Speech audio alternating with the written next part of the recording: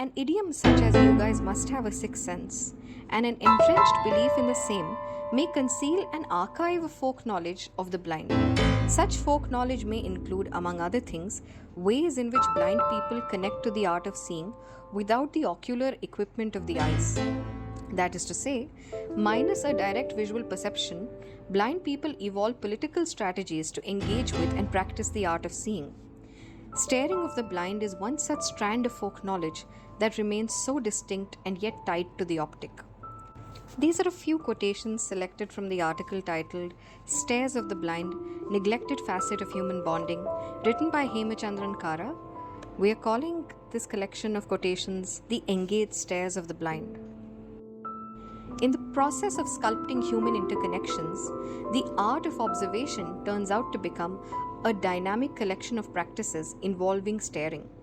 Blind people do deploy a good amount of staring practices as a thing of human chemistry and not necessarily as direct visual perception.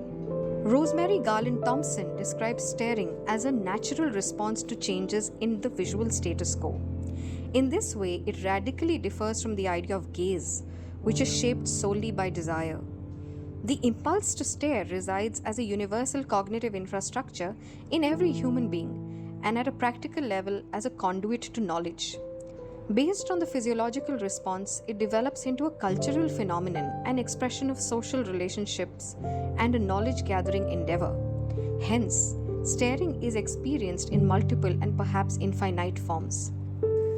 Garland Thompson categorizes encounters of the staring into the blank stare, the baroque stare, the separated stare, the engaged stare, the stimulus-driven stare, the goal-driven stare, and the dominating stare.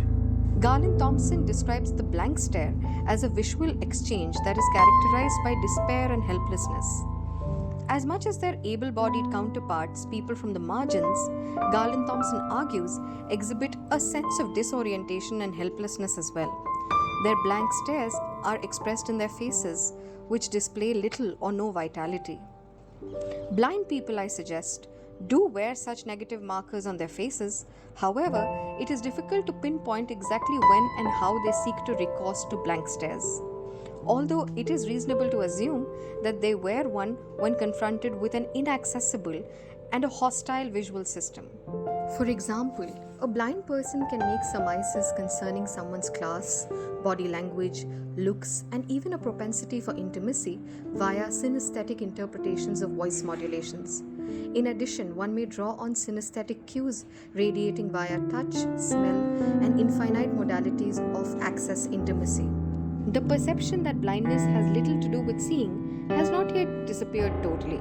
The idea was not to say that the blind are as good as sighted, far from it.